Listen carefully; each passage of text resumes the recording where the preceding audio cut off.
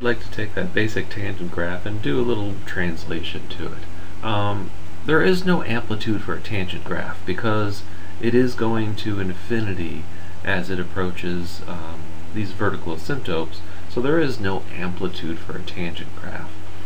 So when we look at this 3, it's really not telling us a lot of information. The only thing that would give us something different here would be a negative number. Then we'd have to take the graph and flip it over the x-axis. So I'm going to concentrate on just what's on the inside. And our trick here is to take the inside, this 2x, and set it equal to the period of the function. Well, the period of a tangent is just pi.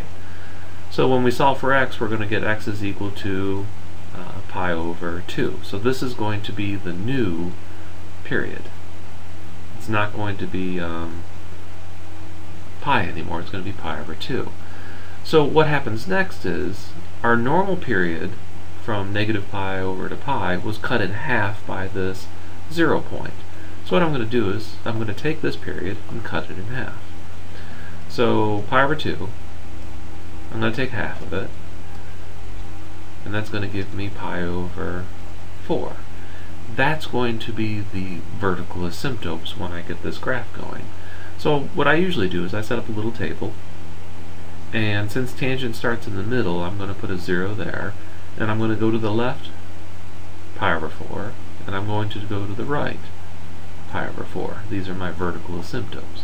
So I'll put those into my picture here. Pi over 4 is, negative pi over 4 is here, and positive pi over 4 is here, between pi over 6 and pi over 3. Each one of these ticks going to the left and right is pi over 12. So notice it's 3 pi over 12 to give me that pi over 4. And then I'm just going to plot the tangent graph like it usually looks.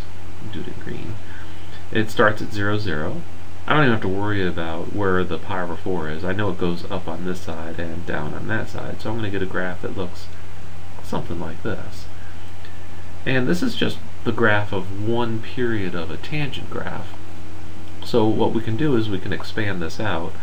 Every 3 marks, it's going to give us a new area. So 1, 2, 3, the tangent's going to go right through pi over 12. 1, 2, 3, that'll give us the next, the next vertical asymptote. 1, 2, 3, 1, 2, 3.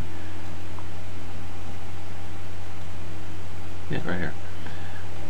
We'll cut that piece out. And if we put this graph, it goes through the middle here at 0, 0, and it shoots up that side, and it shoots down that side. And it looks kind of like a cubic, and it just keeps repeating itself in that fashion, left and right.